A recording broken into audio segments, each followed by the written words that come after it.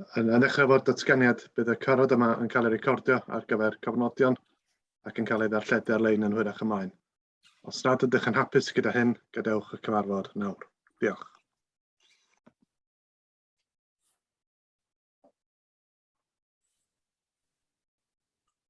Iawn, da ni'n barod i gychwyn, da ni?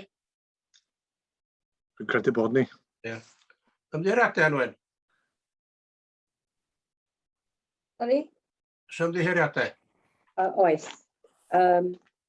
Cynghorydd Alwyn Griffith, cynghorydd Mike Stevens a Mrs Sarah Hattle.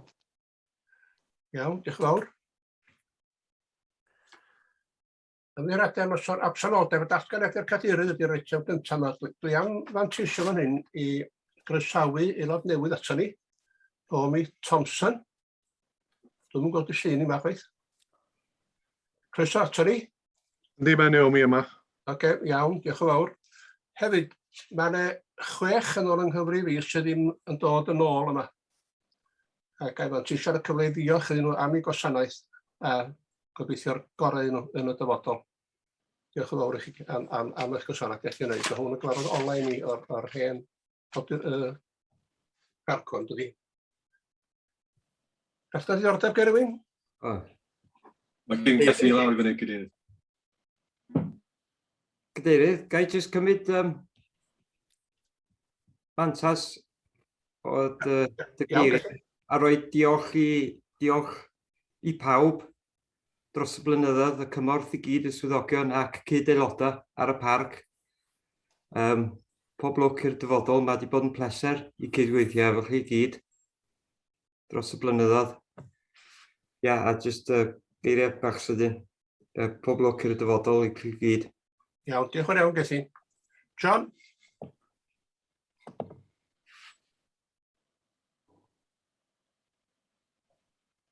Datgan diddordeb ar eitem rhif 2. Iawn. Judith? Bore da, dim ond eisiau ategu be ddedodd Gethu'n dweud y gwir. Diolch o galon i chi am y cyfnod ar y parc, mae'n bod yn anhygoel o fraint. A diolch i'r staff a'r swyddogion. Gech chi gyd, a pob dim yn da. Diolch. Diolch yn iawn, Judith. Diolch am hynna. Phil? Thank you very much. Yes, I'd just like to reiterate those words. Thank you all very much for the time I've had with you. I wish you all the best for the future, both personally and from the point of view of the good management of the park. So thank you very much. Iawn, diolch yn iawn, Phil. Ifor? Diolch. Os ni'n hoffi ategu beth sgai ddeud efo'r aelodau.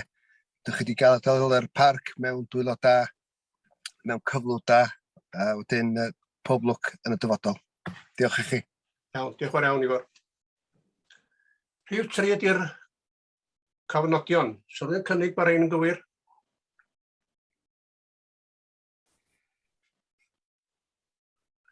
Phil yn cynnig. Cadeirydd? Ia, Wyn? Ga i jyst wneud un cywiriad bach. Mi oeddwn ni'n bresennol yn y cyfarfod dwytha, mod i lawr fatha mod i ddim dehiro. Iawn, oce. Diolch yn fawr. Iawn, diolch. Bydd pawb ddangos bod nhw'n derbyn y cofnodion siwr chi dda. Mae'r saith werdd neu'r groes coch. Mae hwnna'n unfrydol dydy.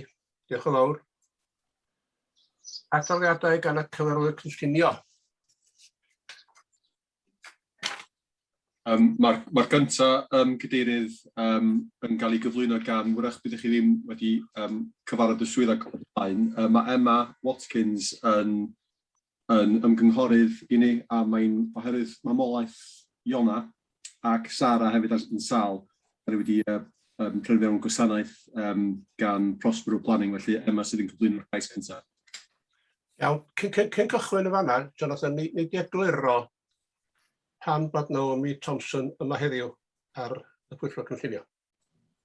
Mae Naomi yma oherwydd gathi phenodi gan y Llywodraeth fel mae sedd wag fel da chi'n gwybod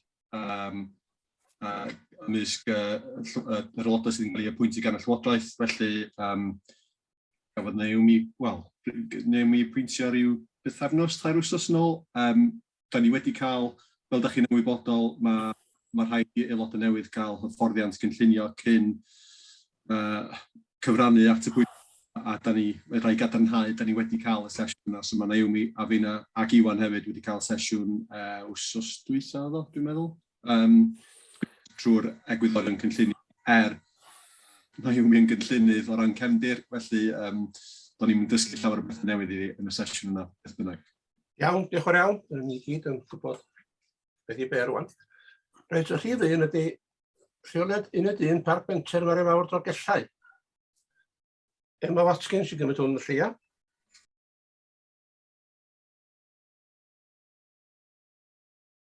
Unit 1 at the Marian Mawr Enterprise Park in Dolgellau. It's an application. You can see the application site marked in red there, and I've drawn an arrow to show roughly where it is, just to the south of the car park, to the south of the river. This is the unit as it exists. So in the foreground, you can see a storage shed which will remain. And then beyond that is the area where the extension is proposed. You can see a small area of parking there. This is an alternative view to show you the sort of grassed area and parking area and the location of the proposed extension. And the extension will facilitate an additional workshop and classroom space. This just shows the plan of the building, and you can see here that this is the grassed area and another grassed area, the existing parking and that store that we could see in the photograph. The proposed plan is an extension here, and obviously this displaces some of the car parking spaces. So these have been moved here, where a small area of grass is now going to be for the parking area. The store here remains. This is the elevation, and you can see it's just a simple single-story extension to the building that will match in terms of its sort of design and materials to this industrial building. The assessment, as you can see, essentially we have something where the principle of this extension and the moving of the parking is acceptable. It's something that is supported by the town council because of the expansion of the college. But we have a difficulty. The site is in flood zone C1, and according to TAN 15, in this flood zone, although it is protected, we need to ensure that we have a robust flood consequences assessment to accompany the application. Originally, one was not submitted, so Natural Resources Wales obviously raised this as a concern. They did submit a flood consequences assessment. It was not considered to be robust enough. The applicants were given the opportunity to amend the flood consequences assessment. They came back with a further iteration of the report, and again, Natural Resources Wales have concluded that basically it doesn't adequately demonstrate that the consequences of flooding can be managed to an acceptable level. So in this instance, we don't have much option other than to recommend refusal because we can't be contrary to the advice of Natural Resources Wales on this issue of flooding. Iawn, diolch yn fawr iawn. Yn hynna, sa ryw sylw gen rywun? Neu gynnig? Tim. Diolch yn fawr, Mr Cadeirydd. Fysai yn gefnogi y safbwynt yr swyddog fama i mynd yn erbyn y gais yma. Dwi'n meddwl mae'n bwysig iawn. Mae gan ni ddigon o buildings dyddi yma tu mewn i'r ardaloedd lle mae risg llifogydd sydd a risg, a da ni'n eisiau creu mwy o risg, a mwy o draffath, a mwy o risg i bywydau pobl a eiddo trwy adeiladu'r llefydd fel yma, felly fysa'n cytuno'n llwyr ar beth sy'n cael ei ddeud yn yr adroddiad yma a cynnig ddylsyn ni dderbyn o. Diolch yn fawr. Diolch yn fawr iawn, Tim. Dych chi wedi cynnig bod ni'n gwrthod, ynda? Do. Diolch yn fawr iawn. Edgar?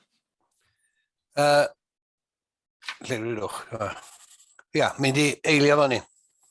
Ne, gynnig o'n i mynd i ddeud, ond fod yn eilio fo. Iawn, diolch. Owain? Diolch, Mr Cadeirydd. Ia, dwi'n deall o lle mae'r y cyngor da ni'n derbyn yn dŵad o'no fo. Dwi jyst eisiau bod yn glir yn meddwl o ran bod y pwysau iawn wedi roed yn y cais yma. Gwbl o beth oedd yn haro fi yn yw o edrych ar ofynion TAN 15. ydw i'n gywir i ddweud na bod hwn yn cael ei asesu fel defnydd cymysg ac mae'r defnydd sydd fwyaf bregus ydy yr defnydd addysgol. Modd cael cadarnhad hynny? Emma? Yeah, essentially it's been agreed with NRW, this is highly vulnerable development and it is the educational part of that is highly vulnerable development. Ia, oce, os bysa cais yn dod heb yr elfen yna, da chi'n gwybod os bysa fo'n dderbyniol neu ddim? There would still need to be a flood consequence assessment, I believe, but I can double check that. But, you know, essentially, it's the inadequacy of the flood consequence assessment. So there's every chance that they could put a robust flood consequence assessment together. The difficulty here is that obviously having been given the opportunity to do that, that isn't the case. Ac ella un cwestiwn arall, mae hwn yn cael ei asesu'n erbyn y map cyngor presennol, ia? Hynny dwi'n gwybod ymwybodol bod na be mae'n galw y map cyngor llifogydd sydd yn cymryd i ystyriaeth y dyfodol ac yr argyfwng hinsawdd. Ond jyst cadarnhad yn erbyn y cyngor presennol mae hwn, lle dwi'n meddwl na flwyddyn nesaf mae'r canllawiau newydd yn dod i fewn, ond dwi'n cymryd illa na yn erbyn hwn, ond do'n i'm yn gwybod. Nathon chi sôn wrth basio, a gyda llaw croeso Emma ato ni. Un o bethau o'n i yn ymwybodol, wrth gwrs, mi nathon ni roi caniatâd ar gyfer yr clawdd amddiffyn yma, ac gyda'r bwriad o leihau risg i'r dref ei hun ac i wahanol bethau lly. Dwi'n cymryd bod cyngor cyfoeth yn cymryd hynny i ystyriaeth, bod y mapiau'n cymryd hynny i ystyriaeth. Dwi'n edrych ar y flood pethau, mae'n edrych fel parth o risg isel yn herma hynny. Ond jyst i gael deall yn iawn beth yw'r cyd-destun i'r penderfyniad yma. Iawn, diolch yn fawr. Ifor? Ia, diolch yn fawr. Mae Owen wedi codi'r pwyntiau ni am godi ar tan 15 a y dyfodol. Gofyn o'n ni mwy ynglyn â gwydnwch a be fyswn nhw'n gallu wneud i altro'i sefyllfa i trio cael y cais yma drwadd. Diolch. Iawn, diolch yn fawr. Brian. Thank you, Chair. Yeah, I also had a question on this flooding consequence assessment. So I had a quick look at 1015, and I'm obviously not as familiar with that as Owen will be, but I couldn't see a very clear specification within that of what should go into a flood consequence assessment, and wondered whether there is sort of precedent as to what's required in there and whether the applicant was made fully aware of what they needed to cover, because the documentation that I saw on the web was looking very much at the structure of the building and not necessarily about other measures that they might take to mitigate against the consequences of flooding. And I don't know whether there is any guidance on that. Maybe John can help us with that. Jonathan? Mae yna gynllawiau ar paratoi flood consequence assessments. Dwi jyst yn trio chwilio amdano yma ar y gwefan wan. Fedrai'm dod o hyd iddo fo, ond mae yna gynllawiau eitha clir. Ac dwi'n meddwl, mae Emma wedi dweud yn yr achos yma, dwi'n meddwl mae cyfoeth wedi cyfathrebu hefo'r ymgeisydd i ddeud be maen nhw eisiau. Maen nhw wedi cael y cyfle i gyflwyno y gwybodaeth, ac dwi'n meddwl yn yr ymateb yna, oedd cyfoeth Naturiol Cymru ddigon clir beth nhw eisiau. Jyst i'r ymgeisydd, mae Emma'n dweud hefyd, mae o'n ddigon posib. Mae yna ddatrisiad i'r sefyllfa yma, ond mae rhaid i'r ymgeisydd fodloni cyfoeth, dwi'n meddwl, yn yr achos yma, dyn nhw jyst fynd i cyrraedd y pwynt yna eto. So wrach na ni weld y cais efo'r gwybodaeth perthnasol.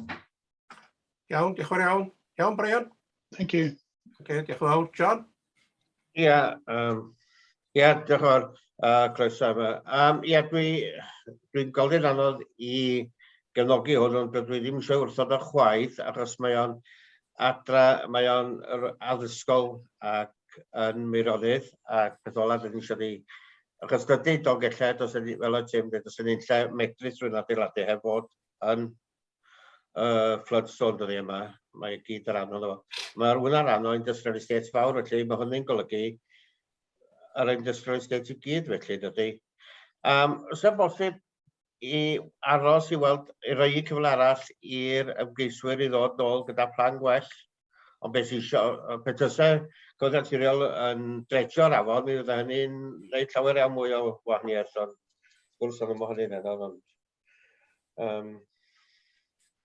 Gofyn ydy bosib I aros tan tro nesaf weld os ddod yn ôl efo cynllun gwell I weld beth fydda ni'n gwneud. Jonathan, ti di ateb hwnna?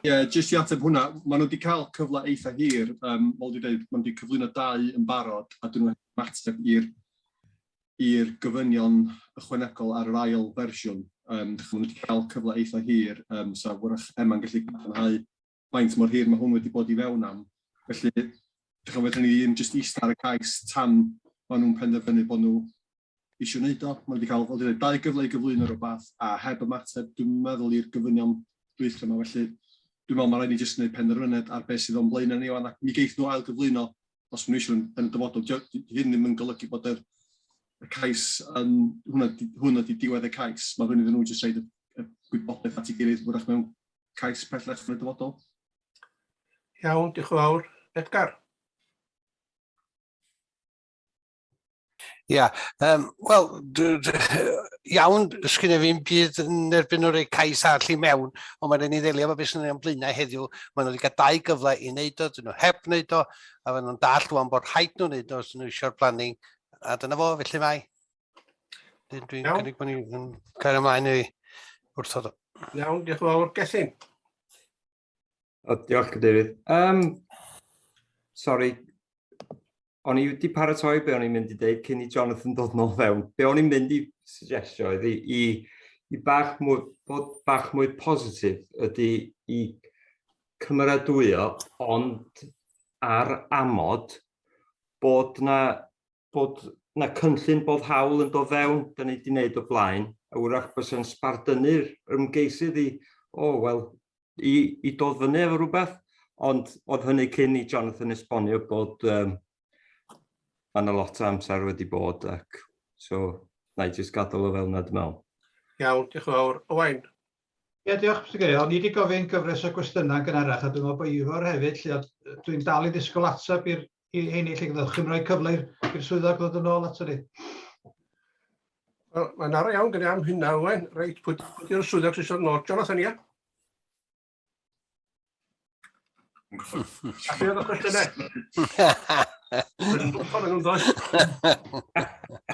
Dwi'n meddwl cwestiynau I Emma oedden nhw bosib. Ond, sori, dwi'n cofio beth oedden nhw Owain. Dwi'n chwaith oed. Na, dwi'n cofio beth oedden nhw. Be o'n I wedi gofyn oedd un yn ymwneud efo effaith y mur amddiffyn yma ar statws yr cyngor sydd yn y map. O'n eisiau cadarnhad o hynny, a dwi'n cofio beth oedd yr ail wan. Gad I gael ateb i'r cwestiwn rhaid gychwyn. Emma, ia? Yeah, sorry, Owain, just, I mean, in terms of the advice that NRW are giving in this instance, it is based on the development advice maps, and it is because, obviously, you know, as we know, like most of it is in zone C1. I think your second question was about the date because we were expecting TAN 15 to obviously be updated, and that has moved, I believe, to June 2023. John or Jane might correct me, but I believe it's moved to June of next year. Okay. Yes, that's my understanding. Owain, os yw'n gwestiwn arall? Na, mae wedi ato, mae wedi cofio'r ail gwestiwn, Rhysegi. Iawn, diolch yn fawr. Naomi, croeso I chi i'r pwyllgor. Diolch am y croeso. O'n I jyst mynd I ofyn am y polisi newydd TAN, a hefyd y FUB maps newydd. Yna mapio newydd yn dod allan, doedd? Cwestiwn I John. Diolch. Just I ddiweddaru yr aelodau eraill sydd wrach ddim yn gwybod beth sy'n digwydd yma. Hydref dwytha, dwi'n meddwl oedd o, ddaru'r Llywodraeth oedd nhw'n adolygu tan 15 ac fel rhan o'r adolygiad yna, mi oedd yna mapiau llifogydd newydd. A ar ôl iddyn nhw'n gyflwyno nhw, oedd nhw'n reit amlwg i'r rhai awdurdodau, oedd nhw'n creu cur pen mawr iddyn nhw. Ac wrth atal llawer iawn o ddatblygiadau tai ac yn y blaen. Mae'r Llywodraeth wedi oedi ar gyhoeddi hein oherwydd hynna. A fel Larry Emma dweud, mae'r mapiau newydd yn mynd i gael ei ail gyflwyno flwyddyn nesaf fel rhan o hyn. Yn y cyfamser, mae'r Llywodraeth wedi gofyn iddyn ni fel awdurdodau cynllunio lleol baratoi beth sy'n cael ei alw Strategic Flood Consequence Assessment yn hynny. Da ni yn mynd i baratoi na heina ar y cyd efo Cyngor Gwynedd, mae'r gwaith yna wedi dechrau. Felly mi fydd yna, beth dwi'n trio dweud, mi fydd yna mapiau mwy diweddar ar gyfer hyn fel rhan o'r ail gyhoeddi tan 15 blwyddyn nesaf, ond mae Cyfoeth Naturiol Cymru yn defnyddio'r data mwy diweddar pan maen nhw'n asesu ceisiadau ar hyn o bryd sydd yn cynnwys y data mwyaf diweddar ar newid hinsawdd hefyd. Felly mae'r data yn cael ei ddefnyddio gan Cyfoeth yn ei asesiadau, ond bydd y cyhoeddiadau o ran tan 15 a'r mapiau newydd blwyddyn nesaf fel dwi'n dallt. Iawn, diolch yn fawr. Naomi, di hynna'n ateb y cwestiwn? Iawn, diolch yn fawr. Judith.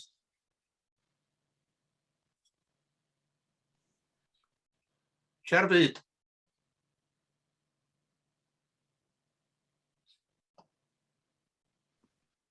Dwi'n meddwl bod Judith i'r hewi.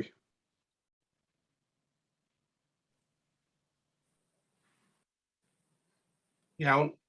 Awn ni mlaen i Ifor. Awn ni'n ôl at Judith wedyn, ia? Ifor? Iawn. Gai cwestiwn i Emma. Emma, is there consideration of the Civil Contingencies Act when you're addressing an application like this as well? I'm not aware of that, so I'm going to say no. Okay. It may be something that I need to be made aware of. I don't know. Most flood plans now, it revolves around the Civil Contingencies Act. I didn't see anything in the report, that's all. As far as I'm aware, not a material planning consideration. Okay. But again, I will stand corrected. Okay. Did John yn gwybod? John? Dwi ddim wedi clywed am hynna o blaen. Na fo, mae i'n wneud efo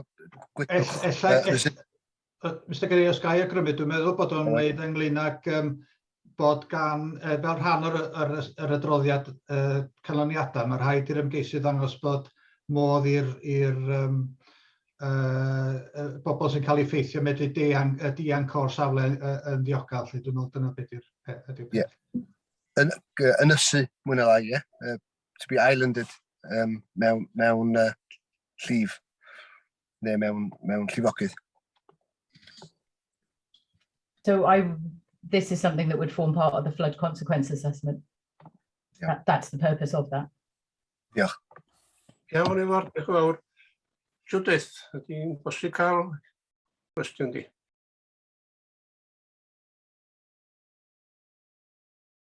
Wendro, nes i'n clywed yn amlwg nes i golli rhywfaint ohono fo. Ond dau beth, tas o'n i'n cymryd 2 os, o'n i'n meddwl be fysa sefyllfa insurance lle. A hefyd yr ail beth, ydy hwn o'n i'n meddwl am be oedd John Pugh ac Ethyn di ddeud a pa mor bwysig ydy cefnogi gorau fedra ni y coleg lle, a wedyn os fysa ymweliad safle yn fanteisio am y sefyllfa yma. So dyna'r ddau beth, diolch fawr. Iawn, diolch Judith. Emma?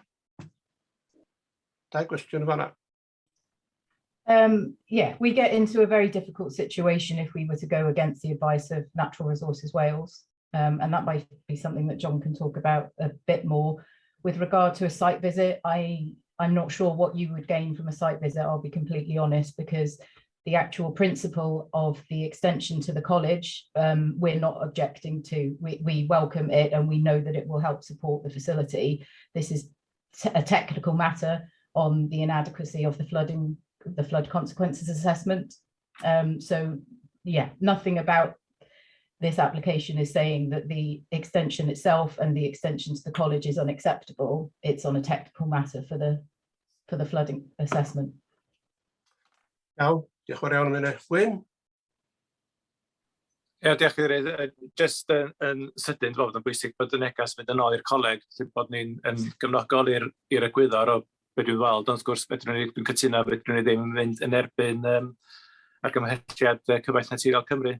Ac yn enwedig os nhw wedi cael y cyfle i addasu y cais neu i roid y gwybodaeth sy'n angen yn y cais, wel, sa'n llawer iawn mwy fedrwn ni'n neud.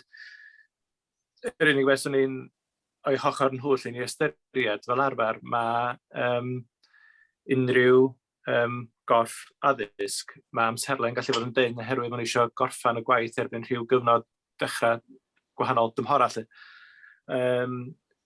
Felly, dwi'n siŵr am beth fydden ni'n gwneud heblaw am gwrthod yr cais fel sydd wedi cael ei gynnig.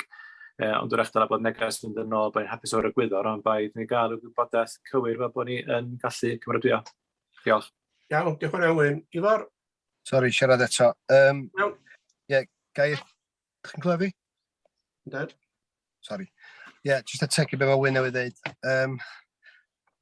Mae'n esiample o hyn yn Llandudno, lle dyn ni wedi trosi yr argymelliad a bod wedi cael ei galw fewn, a dyn ni wedi colli pob tro. So, ar hyn o bryd, mae wedi futile yn Gymraeg, ond ie, mae pob dim mae Jane di roed yn yr adroddiad yn gywir, a dyn ni yn gweithio i canllawiau, so cytuno. Iawn, diolch yn fawr iawn. Dwi'n gweld yr un llaw arall eisiau siarad. Mae'n ei gynnig gyda eilydd bod ni yn gwrthod y cais. Felly, pawb sy'n o blaid gwrthod saith werdd. Pawb sydd o nerbyn croes coch. Sgwylwch chi dda.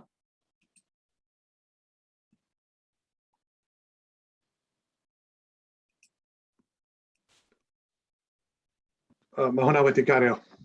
Iawn, diolch yn fawr iawn, hwnna wedi wrthod felly. Diolch yn fawr, awn ni ymlaen i'r ail rwan. Pennant Llanymowddwy, gosod trac mynediad rif fawn diroedd mewn perthynas a chynllun adfer mewn diroedd. Wedi datganol efo hwn. Iawn. Pwy sy'n cymryd hwn? Fi sy'n cymeryd hwn. Na i rannu'r sgrin nawr. Gwydiwch chi i John Bwyllgor yn y stafell. Ie. Wrth yr John yn mewn hwn. Ni, mae John Pugh yn yr stafell aros. Diolch yn fawr. Iawn, diolch yn fawr. Iawn, Dafydd? Iawn, da chi gallu gweld fy sgrin? Ydyn. Okay. Yr cais yma yw i gosod trac mynediad i fewndiroedd mewn perthynas a chynllun adfer y mewndiroedd yn Pennant Llanymowddwy. Felly dyma'r lleoliad. Mae'r safle i'r gogledd o Llanymowddwy ac i'r de o Bwyllgor am fan hyn, ac fe fydd yr trac newydd yn cael ei lleoli ar llethrau moel clochif fan hyn. Mae'n i'r sleid nesaf. Dyma'r trac yn fwy zoomed in, fel gallu gweld, mae'n mynd lan yn zigzag. Mae'n ardal weithio gwledig, ond gyda nifer y ffermydd, a fe fydd y trac yn gosod mynediad i tir mewn Blaen Cywarch, Bryn Uchaf, Hengwm a Pennant. Mae trac yn ymestyn 713 metr ac fe fydd yn 3.2 metr o led i ddechrau, ond hwn yn cael ei ostwng i 1.6 metr. Dyma chydig o lluniau o'r mynydd moel clochif o bell, ble fydd y trac yn cael ei osod, a dyma ychydig fwy o luniau o'r mynydd yn ei cyflwr bresennol. Felly, ynglŷn â asesiad, y polisïau mwy o perthnasol i'r datblygiad yw polisi datblygu 2 a polisi strategol fel y nodwyd, polisi datblygu 2 yn sôn am pwysigrwydd effaith unrhyw datblygiad ar tirwedd. Mae'n amlwg fe fydd y trac yn cael rhyw effaith ar ochr y mynydd, ond bwriadur gwneud gwaith adfer i liniaru unrhyw effaith negyddol. Mae rhain yn cynnwys osod y trac arwyneb amlycaf moel clochydd i lleihau unrhyw effaith weledol o ardaloedd cyfagos. Fel y sonwyd, lleihau maint y trac o 3.2 metr i 1.6 metr a datblygu'r trac mewn modd torri a llenwi fel y gwelir yn y cynllun hyn, sy'n golygu fe fydd y prif dros ben yn cael ei alddefnyddio i adfer y tir. Yma mae'n bwysig nodi bod cyfoeth Naturiol Cymru yn cefnogi'r cais am fod gyda'r gwybodaeth ychwanegol o adfer y tir mae'r ymgeiswyr wedi rhoi fewn ar hyn. Yr ail polisi i sôn am yw polisi strategol sy'n sôn am pwysigrwydd ymateb i newid hinsawdd. Ar sail bod y trac yn mynd i cael ei ddefnyddio ar gyfer prosiect adferio mewn diroedd y parc.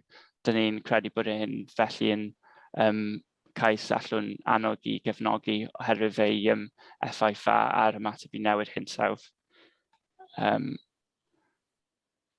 I gloi felly, fel o sôn, mae'n amlwg bod y trac yn mynd i cael sgil effaith ar y mynydd, ond dyn ni'n credu bod y fanteision y trac ar sail buddion biomrywiaeth, ymateb i newid hinsawdd ac yr gwaith adfer i liniaru unrhyw effaith negyddol y dylwn cefnogi'r cais. Ac felly rydyn yn argymell i cymeradwyo'r cais gyda'r amodau fel y nodwyd yn eich papurau.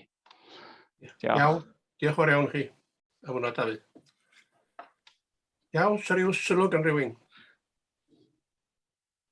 Ifor? Ie, diolch Cadar. Hollol gefnogol i'r gwaith yma. Hwn fydd y dyfodol wan, creu carbon sinks. Mae eisiau allwedd i fynd i'r top i creu, neu damio'r darnau glyb yma. Cwestiwn sgennau i Dafydd. Be di dyfnder y mawn yn fanna, Dafydd, ar hyn o bryd? Dwi'n mynd siŵr yn anffodus, ond gallwn ni checio gyda'r ymgeisydd a dod nôl atoch chi ar hynny, os dwi'n iawn. Ie, da chi'n gweithio ar trio creu fwy o ddyfnder, dyna beth ydych chi'n trio wneud, ie? Bydd rhaid fi checko'r manylion yna gyda'r ymgeisydd a dod nôl atoch chi. Iawn, wel dwi'n hollol gefnogol a dwi'n cynnig yr argymelliad. Diolch. Iawn, diolch yn fawr. Rhaid cofio hefyd, mae'n efeilliroedd o'r ffyrdd nad i gwneud i mynyddoedd yn y gorffennol. Efeilliroedd yn nhw. Oedd, mae'n graith i gweld, ond dros dro mae'r graith yna, mae'r tyfiant yn dod yn ôl a sy'n byd i fod bellach yn de. Tim? Diolch yn fawr, Ystig Cadeirydd. Dwi'n gefnogol iawn o'r cynllun yma. Dwi'n meddwl blocio ffosydd sydd wedi creu ar y mynydd yn y gyfnod ar ôl yr ail y byd fydd o, fel sydd wedi cael ei wneud a lot o mynyddoedd yn yr yrru dros y flynyddoedd dwytha. Diolch yn just yn defnyddiol dda i newid yn hinsawdd a ail signo carbon i mewn i'r mawn. Hefyd mae'n bwysig iawn i adfer natur a helpu ail creu'r sefyllfa sy'n da i'r natur a bywyd gwyllt yn yr ardal yna. Felly dwi'n gefnogol iawn.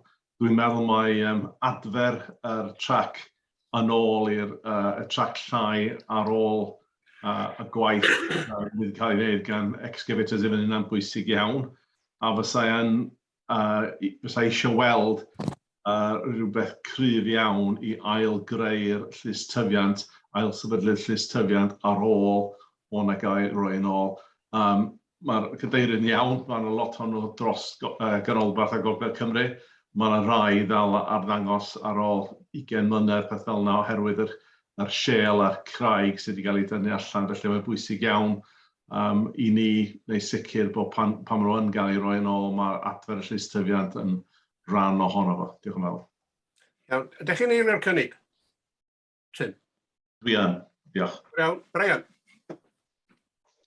Thank you, Chair. I'm sitting in a bit of a dilemma on this one, so I'm interested to hear the discussion. Because obviously the peatland restoration is a very important task. I just wonder why we need such big machines to be taken to the top of mountains to do the work, where in other parts of the country, some of this work is done in different ways, in less accessible or easy places without needing to take big machines up, and therefore the amount of scarring that would happen over time. So that really is a question whether other ways of achieving the same objective have been thoroughly considered by the applicant, rather than the use of very large track vehicles on the top of mountains.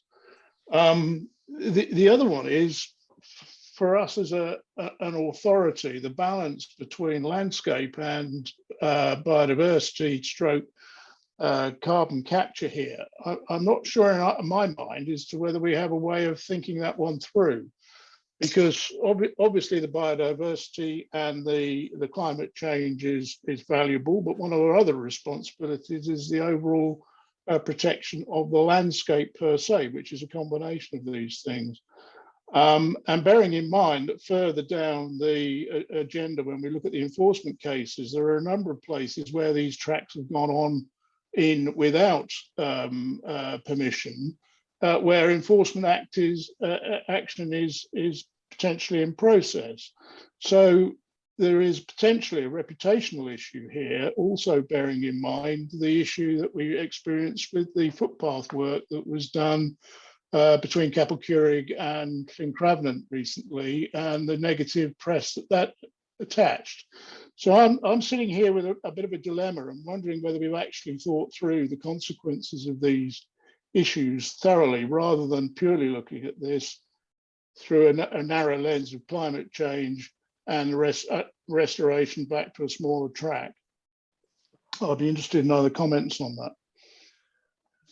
Diolch, Brian. Dod at Capel Curig, un person ac un person yn unig welais i'n cwyno am hwnnw. Dafydd, ti isio, neu Jonathan, pwy sy'n di ateb ddau gwestiwn gen Brian? Osib mae Dafydd yn gallu ddod fewn, ond yr un beth sa'n deud i hynna, Brian, ydy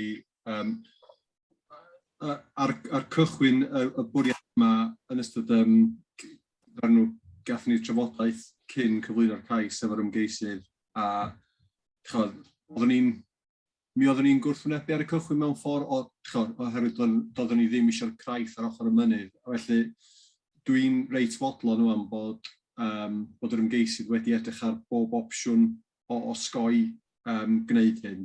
Felly dwi ddim yn gwybod yr ateb o ran peiriannau maen nhw'n defnyddio, ond maen nhw'n deud ni mae rhaid nhw gael nhw.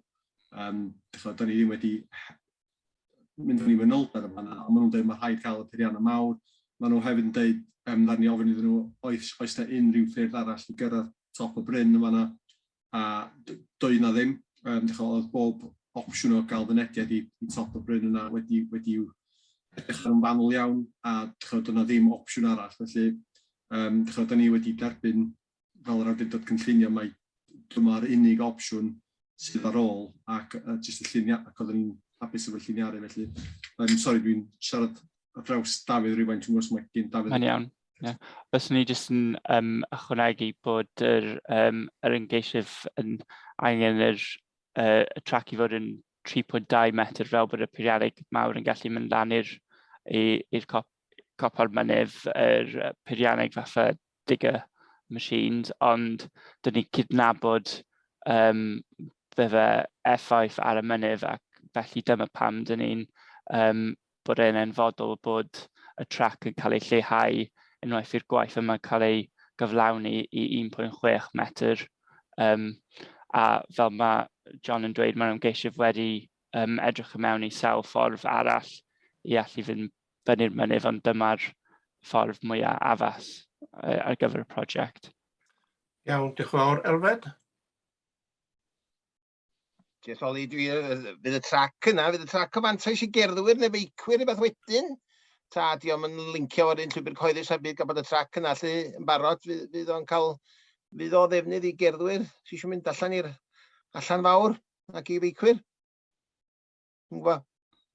O beth dwi'n dall, bydd y trac ond yn gallu cael ei mynediad i trac o ffarm Pennant, ac felly dim o unrhyw llwybrau cyhoeddus. Oce, iawn, oce, diolch fawr. Na, diolch meddwl ni, os o'r fantais i fwy o bobl, diolch. Owain?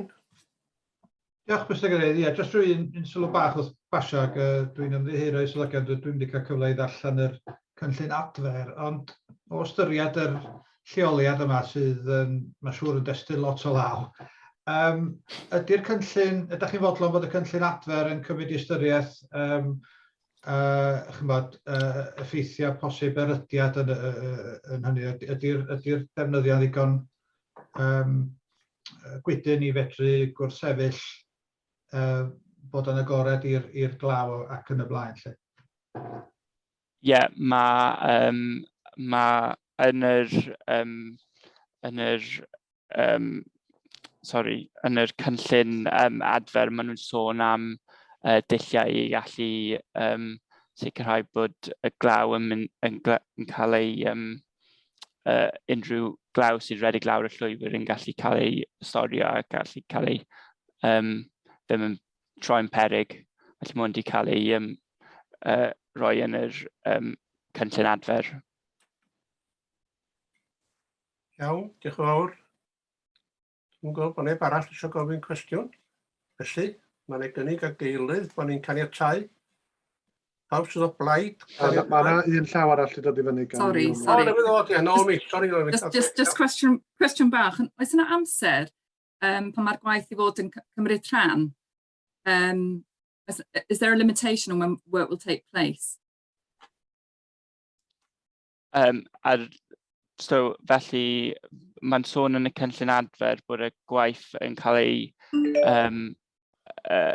bod y prosiect adfer yn dechrau yn mis Medi am cyfnod o 3-4 wythnos, ac wedyn bod y gwaith adfer i troi'r trac i 1.6 metr yn mynd i digwydd dros y misoedd gaeaf, ond dyn ni'n amodi bod y trac yn cael ei lleihau o fewn cyfnod o 12 mis ar ôl dechrau'r prosiect. Iawn, Naomi? Diolch, ni jyst eisiau gwybod am y tywydd. Effaith y tywydd ar y trac ar y gwaith hefyd. Ia, oce, diolch yn fawr. Reit, pawb sydd o blaid, caniatáu, saith werdd, pawb sydd erbyn groes goch. Sgwnnwch chi dda.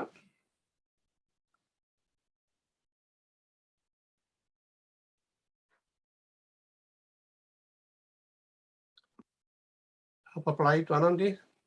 Mae hwnna wedi gario. Diolch yn fawr iawn. Nhw wedi caniatáu, felly, awn ni mlaen i rhestr achosion cydymffurfiaeth. Ydych chi'n gadael John Pyw i fewn? Ia, ydych chi'n hapus gadael John i mewn. Mr Cadeirydd, ga i ofyn cwestiwn i Iwan cyn i ni fynd ymlaen, os gwelwch yn dda, gan bod ni wedi darfod y cynllunio. Reit. Iawn, Iwan Jones, ia? Ie. Dwi'n gwybod beth yw'r rheolau, ella bod o mor lle drafod o, ond eisiau dod o fo i sylw dwi, a eisiau gwybod beth i teimladau Iwan amdano fo. Ydy, pa da ni yn fotio, wan da ni yn, mae wedi digwydd yn Cyngor Gwynedd fyd, a da dwi'n licio fo, y peth ydy, da chi yn mynd o blaid yn erbyn, neu atal i fod. Gath o'i ddeud ar ddiwedd y planning dwytha bod o'n unfrydol. Wel, doedd o ddim, cos oedd pob wedi reid i bleidlais. Wan, ddyla nhw ddeud bod nhw'n atal os ydyn nhw'n atal? Cos o beth sydd wedi digwydd yn Cyngor Gwynedd o blaen ydy bod pob bynnag sydd heb ddangos pa ffordd oedd o wedyn yn siarad yn erbyn be oedd y cyngor wedi benderfynu lly. A mae'r un peth yn digwydd efo y parc, a dyn gofyn cwestiwn lle bod o beth i drafod mewn pwyllgor arall, ond gofyn y cwestiwn dwi, beth yw'r sylwadau, beth yw'r rheola ar un o bryd. Ie, mae yna lena i bleidleisio blaid ac yn erbyn. Dwi'n bod yn saff fan os oes o fotwm yna ar gyfer atal i ddweud y gwir. Na, dos yr un agos. Byddai'n gweld oherwydd am bod ni'n reolwr ar yr... Mae'n anghywir i ddweud felly bod ni'n nifrydol dydy os ydy pawb yn bwtio lly. A ddylai pob bynnag sydd ddim yn bwtio wneud hynny lly. Bod yn atal felly, ie. Ie. Os yn isio de. Wel, be di pwrpas o fod yma fel arall? Wel, does ym rhaid. O blaid yn erbyn neu da chi'n atal? Da chi'n dweud a dos ym rhaid yn ymwneud? Na, does ym rhaid i bleidleisio na, agos. O, milan a fod yn miliwn dywaith efo fyny mewn lle arall. Oce, iawn, diolch o. Be mae Iwan yn dweud ydy bod o'n unifrydol o bawb sydd wedi bleidleisio de. Nid o bawb sydd yn pwyllgor o reidrwydd. Iawn, o'n i mlaen i'r... A John efo i law i fyny. O reit, John, oce. Ia, jyst yn y cais dwytha, sydd ddim bleidleisio yn y cais dwytha wedyn. Hwna'n dod o fo. Sori am byd o'n un Edgar. Iawn, oce.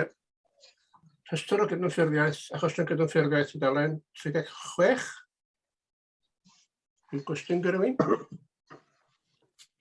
7. 8.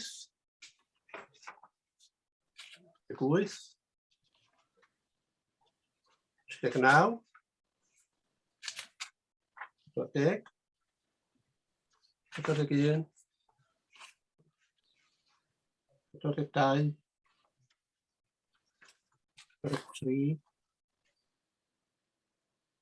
44. 45. 46. Ia, gael o fewn ar hwnna. Iawn. 46, rhi 43, dwi'n godio yr carpedyn Llanellyd. Yeah. Yeah, thank you, Mr. Chairman. Just to advise and update on that, as you'll note that we've had replies back to the planning contravention notices, which basically ask lots of questions in relation to the breach of planning control that's been alleged. The replies that we've received has actually confirmed what I'd actually heard was that the owner has passed away. So I'm going to have to liaise with legal in relation to the replies that I've had in terms of sort of ownership and looking forward in terms of if we're going to proceed on taking formal action. So that's certainly something under consideration at the present time. But also to make members aware, I'm conscious that there is a concern for members of the public and so forth in relation to sort of emissions and potential possible effluents and also fumes from the waste. I understand that NRW are monitoring that and they're still proceeding with their proceedings and prosecute the company that basically dumped the waste. And it will be going to, I think it's going to be the actual hearing's going to be in June. So it will be soon. We'll hopefully be able to provide an update of how that's gone on at the next committee. Diolch yn fawr, Jen. Iawn, diolch, Jen. Awn ni mlaen i dalen 47. 48. 49. Cadeirydd? Ia. Diolch Cadeirydd. Jyst mewn ar 49, cais yn Besws y Coed. Jyst dweud, dwi'n cael dweud mod i'n falch o weld bod hwn yn gyrru mlaen a bod yna gais i mewn, a swn i hefyd i cael diolch i'r swyddogion am y ffordd maen nhw wedi trin nhw. Dwi'n gwybod mae wedi bod yn eitha hanodd ac yn eitha sensitif ar adegau, felly jyst i cael diolch i'r swyddogion bod ni wedi cyrraedd y pwynt yma yn gymharol i draffaeth. Diolch yn iawn. Ie, yn hynder ys gethyn, de. Ie, hwnnw. Diolch yn fawr. Anwen. Y tudalan 50, da chi wedi cyrraedd fanna? Be di'r diweddariad efo ynglyn â hwn, achos mae o ymlaen ers, 5 mlynedd rwan. Bryn Crug, ie? Brand dŵr Bryn Crug. Ie, na chi. Dwi'n derbyn cwynion o'r pen yna yn rheolaidd bod y lle yn gwaethygu fel mae amser yn mynd ymlaen, de. Thank you. I mean, as I've advised before, one of the issues that we've had here, we have served a Section 215 notice in relation to land that adversely affects the immunity of the area, and that has subsequently not been complied with. And we've been progressing forward in initiating prosecution proceedings. However, we've been unable to locate the actual owner of the property, and we need to be able to do that in relation to actually taking further proceedings on it. However, I do believe that we have found them now. I have written to them. I actually hand delivered the letter to the address. Unfortunately, nobody was in, and that we are progressing it. In relation, I did provide sort of a deadline in which they need to actually try and improve the condition of the land and so forth. And as yet, I've not had any reply, so I will be following that up as soon as possible. And hopefully, again, by hand delivering the letter, I do hope that I will be able to meet the actual owner in person, so we can discuss the concerns that are raised, because I'm very conscious that the property is deteriorating.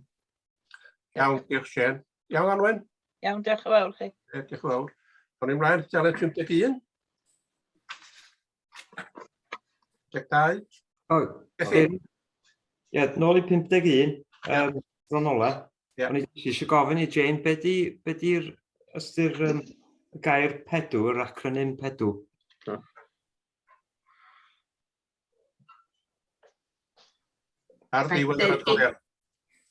It's basically, I can't remember the exact wording, it's Planning, Environment and Decisions Wales, which basically is the old planning inspectorate. It's it's their new title now, because it's based in Wales only.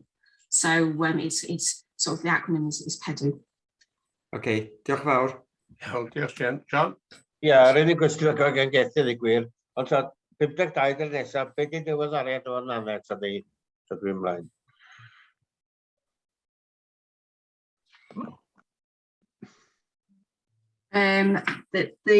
Basically we have been able to get into and carry out an actual internal inspection of the property, and I've actually got a meeting this afternoon with the consultants, because they were going to be contacting a roofing specialist and looking to see the potential costings of basically what the best proposition is for going forward in terms of what we can do in terms of repair wise, in relation to the fact that the building is listed as well, in terms of sort of how we can try and keep the costing down, and what kind of works we can achieve, minimum works we can achieve, whereby that we can make sure that we can sort of prevent further ingress of any water. So yes, I do have a meeting, so hopefully I'll be able to provide more of an update at the next committee on that one, in terms of sort of more details of that, and potentially looking at an urgent repairs works notice. Iawn, diolch yn fawr. Dalen 53 a 54. Ydyn ni ar y rhywbeth yna, ydyn cytundebau adran 106 yma. Dalen 56. Dwi'n gwestiwn yn fanno? Oes, Mr Cadeirydd. Iawn. Rhif 2, be di'r diweddariad efo Merthyr Isaf yn Harlech? Gweld bod drafft wedi ei anfon i gyfreithiwr yr ymgeisydd. I will have to, I mean, as far as I can understand in terms of what it states there, that the draft's been sent to the applicant solicitors. So I can provide an update to you separately. I can ask the case officer in relation to that and get back to you. But that my understanding is that they were waiting for the applicant solicitor to progress it going forward. But as I say, I can contact the actual case officer involved, and we can contact you separately in relation to that. Iawn, diolch yn fawr. Iawn, diolch yn iawn. 57. Ydyn ni o'r adroddiad yna. Ceisiadau na phenderfynwyd arnynt 53 wythnos o mwy. Dalen 59. Eto, sori, Mr Cadeirydd, y fi eto. Capel, cyn gapel Tabernacl yn Harlech, dwi'n cael derbyn cwynion di-ri am ei gyflwr bler o tu allan. Mae o'n warthus i weld wan, de. Reit, okay. Jane? Once again, my understanding is that details in relation into the housing element and the flats, and also the fact that I'm conscious that the window details as well. There's actually an enforcement notice on that as well. So there's discussions in relation to that and the works they're proposing. But again, I can provide, ask the case officer involved to provide you with an update into specific details of what it is that is currently being discussed at present. But that's my understanding of those two elements. Iawn, diolch. Owain. Ie, Mr Cadeirydd, y cais uwch I ben ynglyn ag sydd dan y penawd aros am asesiad cynlyniadau llifogydd. Dwi'n sylwi bod y cais wedi gyflwyno ers mis Awst dwytha yn wyneb yn penderfyniad ni I wrthod cais Coleg Miriam Dwyfor, os angen ni fod yn gyson yn hynny ag wrthod hwn, lle?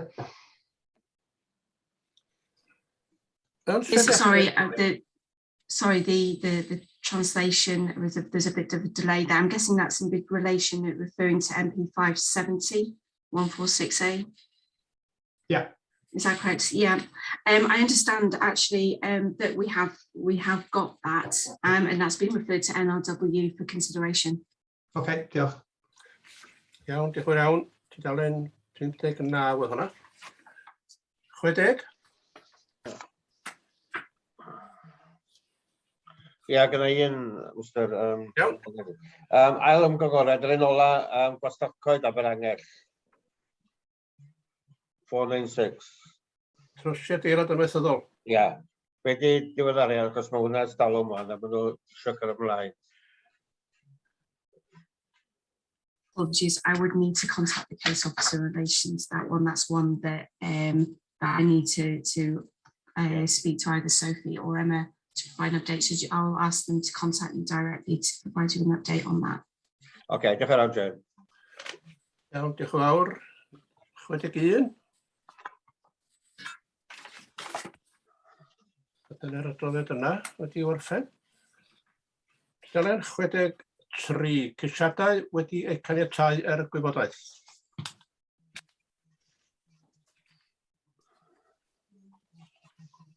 Gwestiwn ar 63, 64, 65,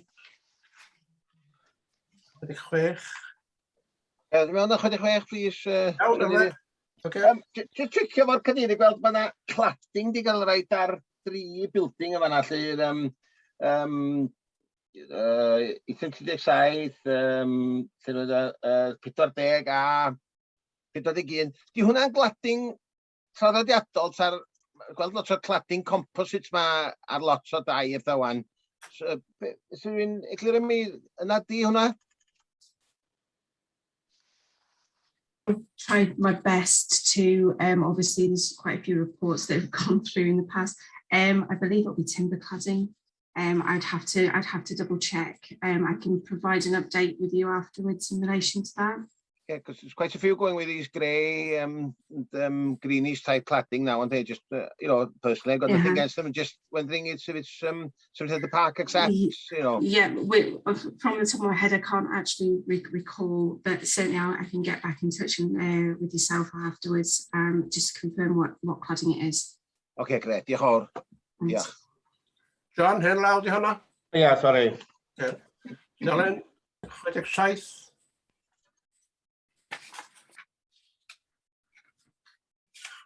Dyna ni, da ni'n dod i dudalen 68, ceisiadau wedi gwrthod eto gwybodaeth. 69, 70, 71, 72, 73, 4, 75. A dyna ni, ydyn penderfyniad apel. Dwi wedi colli'r apel yna. Yw'n gwestiwn ar hwnna? Ga i jyst dod nôl ar un eitem, please, Mr Cadeirydd. Eitem 13. Gweld yn... Har y dalen wyt ti? Tudalen 75. Iawn. Pen y brisgi Llanffestiniog, tŷ stryd ydi hwnnw, a shed amaethyddol, codi adeilad amaethyddol, mewn tŷ teras, dwi'n cweit yn deall beth i beth sy'n digwydd yma. Aled Lloyd sydd yn gwybod i Aled yma? No, he's not. Yeah, yeah. I mean, obviously, the proposal here was for an agricultural building, so fairly large scale, and as it stipulates there's a lack of justification for the building of that size in the first instance, and also it was obviously a large building, and it seemed incongruous to obviously the rear of the aspect, the houses, properties there. And also it was the actual design of the building as well. It sort of lended itself, as I say, it explains it there as well, that it had double glazed windows, so forth. So again, there was the question raised in terms of whether it was actually for agricultural purposes. So the very design of it itself was not in keeping. Wel, yna ben I feddwl weld o tŷ stryd yn Llanffestiniog a angen tŷ amaethyddol de. Oce, diolch o'r iawn, diolch. Iawn, diolch Elfed. Tim? Diolch, Mr Cadeirydd. Ar y llythyr penderfyniad a tudalen 78, paragraff 15, mae o'n dweud, mae'r awdurdod i ddeud bod y prif building ar y rhestr o buildings traddodiadol, ond dydy o ddim di roi unrhyw beth o ran y record. Oes na eglurhad o beth digwyddodd fan'na? Mae'n swnio fel da ni wedi dweud rhywbeth, ond dim tyst yn ôl iddo. Diolch. Siarad te bod Jane, Jonathan? Dwi ddim yn cofio'r union manylder wrach geith Jane ddod I fewn o yma, ond yr un peth sy'n dweud ar polisi adeiladu traddodiadol ni, dwi'n meddwl mae o'n bolisi sydd angen wrach I asesu I adolygu, wrach dwi ddim yn gwbl gyfforddus efo'r ffordd mae'r polisi'n gweithio. Yn amlwg mae hwn yn rhywbeth i'r swyddogion polisi gyflwyno I chi pryd mae'r adroddiad monitro blynyddol yn cael ei gyflwyno, a bosib hefyd pryd mae'r adolygiad y cynllun yn cychwyn. Felly mae di godi mewn 2 achos y pel lle mae yna pyn bach o ddryswch wrach, a pyn bach angytuno ar sut mae polisi'n gweithio, a sa'n cytuno efo hynny yn bersonol. Dwi'n angenrheidiol siarad ar ran bob swyddog, dwi'n meddwl, fy marn personol I mae o'n polisi sydd angen I adolygu ac I asesu efo'r adolygiad nesaf. Sorry Jonathan, ga I just ofyn, os gen ni restr o'r buildings traddodiadol yma, neu ddim, oes, a di hwn ddim, mae hwn arno yndi? Yndi, mae o. Dwi'n meddwl y trafferth sgynno ni di reit aml, heb mynd I ormod o fanylder, does yn llawer o feini prawf ar beth sydd yn wneud adeilad yn adeilad traddodiadol I fod yn gymwys ar y rhestr yma. Felly, dwi'n meddwl mae hwn ar y rhestr, ond dwi'n meddwl mae jyst angen dynhau rhywfaint ar y polisi ac wrach diffinio be yn union ydy adeilad traddodiadol. A hefyd, fysa jyst polisi efo'r meini prawf sydd yn deud gynnwch siŵr bod yna ddyluniad da efo bob adeilad gwledig neu adeilad traddodiadol, bod yna jyst sy'n rhaid yn fod ar rhestr I gyrraedd y safbwynt yna. Fel dwi'n dweud, fy marn personol I hyn, wrach bydd ambell I swyddog yn angytuno efo fi, felly bod fi'n mynd dim pellach na hynna am fater i'r adolygiad. Ond, it's a bit of a question sy'n, mi oedd hwn ar y rhestr, a felly yn gymwys I fod yn adeilad traddodiadol yn y polisi. Diolch, John. Iawn, diolch yn fawr. Brian. Thank you, Chairman. Yeah, this is an issue that popped up for me out of this letter. This is the 3rd case, I think, that I recall that has caused difficulty for us, 2 in appeals, and also one where we had a very finely balanced application. I think it was in somewhere near Aberangeth. So the question over the existence of the list and how it's applied, I think, is really not working. So what is the right forum to bring it back, and how we do that, I don't know. Whether it needs to come back through the working group in the first instance with a supplementary planning guidance or something eventually at the end of the process. But I do think now we should be reviewing that list in some depth and coming up with a view on either doing away with it, or if we keep it, following what you're saying, Jonathan, in terms of tightening it up. So whatever the right process is, I think we should bring it back and put it through a formal process of review. Meddwl fewn sydyn, Cadeirydd. Iawn, Jonathan. Diolch. Ie, dwi'n cytuno. Wrach, dwi ddim yn cytuno hwn yn cael ei ddiwicio neu ei adolygu trwy creu canllaw cynllunio atodol. Oherwydd mae canllaw cynllunio atodol i'r polisi, a di'r polisi wrach ddim yn gweithio. Okay. Dwi'n meddwl y ffordd i wneud hyn ydy creu polisi. A yn amlwg bod rhaid disgwyl tan mae'r adolygu wedi greu'r polisi newydd. Ond, yn amlwg, y ffaith bod na, o'n i'n cofio 2 apel, Brian, da chi'n sôn bod yna 3 yna, ond mae penderfyniadau apel yn faterol, yn ystyriaethau faterol cynllunio, material point considerations cynllunio. Felly, os da ni'n cael cais tebyg yn y dyfodol lle mae hwn yn fater i ni ystyried, felly ni ddefnyddio be mae'r arolygydd wedi dweud yn ei benderfyniadau wrth i ni gyrraedd casgliad, felly medrwn ni gymryd hynna fewn i ystyriaeth. Iawn, diolch yn fawr. Owain? Diolch, Mr Cadeirydd. Tegwch i Brian, dwi'n meddwl 2 apel ac 1 cais cynllunio, so oedd y tŷ News Ymyl Aberangell, lle oeddwn ni chwalu dymchwel ag ail adeiladu tŷ, oedd y llall. Y pwynt o'n i'n mynd i godi, dwi'n meddwl ella bod hwn yn bwysig yn y cyd-destun yma, ydy'r neges ddoth yn ôl i mi o sylwadau'r arolygwr ar gais Dolgella, oedd nad oedd y rhestr yna wedi bod yn destun ymgynghoriad cyhoeddus, a felly doedd gynno fo ddim statws mewn ffordd. Felly, dwi'n meddwl fedrwch chi roi rhestr gyflawn mewn polisi, a felly os oes na ryw restr i fodoli, fydd rhaid rhyw fath o ymgynghoriad i fod ar hwnnw hefyd. Dwi'n meddwl bod o bwysig peidio colli'r pwynt yna. Iawn, diolch yn fawr. John? Ie, diolch yn fawr. Ie, lle mae'n bosib cael y rhestr yma, John, sy'n licio dysgu gweld. A beth arall ydy efo'r tŷ Aberangell, gael ei dynodiad ar nhw ar ôl i cais cynllunio fe fewn gan y parc. Doedd ddim wedi cael ei dynodi cynt. Oce. Iawn, diolch yn fawr. Byddai anfon rhestr i chi, John. Dwi'n gweld llaw arall sy'n mynd eisiau gofyn cwestiwn. Felly, dyn ni tynnu i derfyn. Diolch yn fawr iawn i chi gyd. A mi welwn ni chi tro nesa gobeithio. Iawn, diolch yn fawr, dyna ni. Diolch yn fawr. Diolch yn fawr. Dyna. Diolch. Diolch yn fawr. Hwyl pawb.